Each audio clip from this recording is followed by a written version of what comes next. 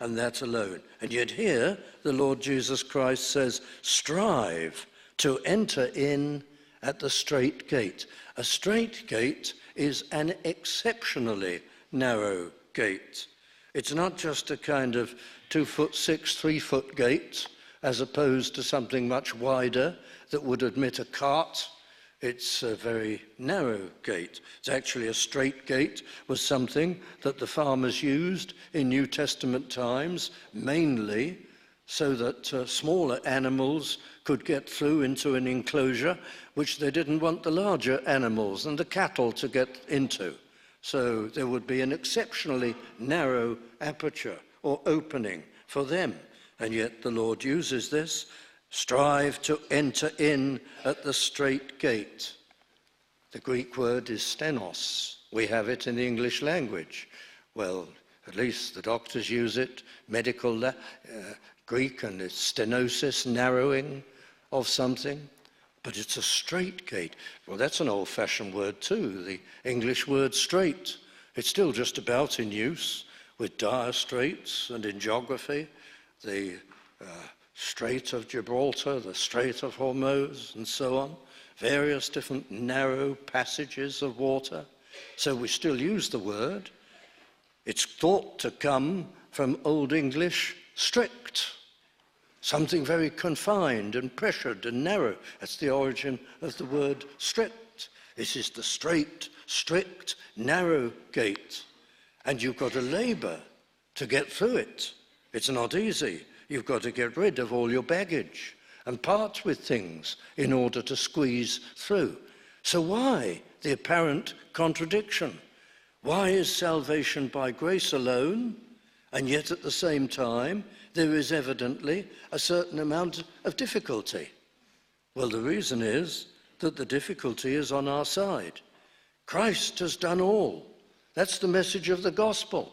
That's the good news of salvation, that Christ, who is God, the second person of the Trinity, has come from heaven, from glory, into this world. You know, the incarnation of Christ. And he's come in order that he can be our representative and our sin bearer, that he can be a kind of scapegoat for us, that he can suffer and die on Calvary's cross and bear a punishment infinitely, infinitely greater than the punishment of nails through his hands and feet, or the scourging that preceded his crucifixion, or any of those things, but that he could bear the invisible weight of punishment that we deserve to have endured throughout eternity. And Christ atoned for our sin, that is, the sins of all who trust in him and all who come to him. So he's paid the price. He's made it possible to have free salvation. This is the great problem of God, and we often explain it in this way. How can God be loving and kind and at the same time be just and punish sin, which he is pledged to do?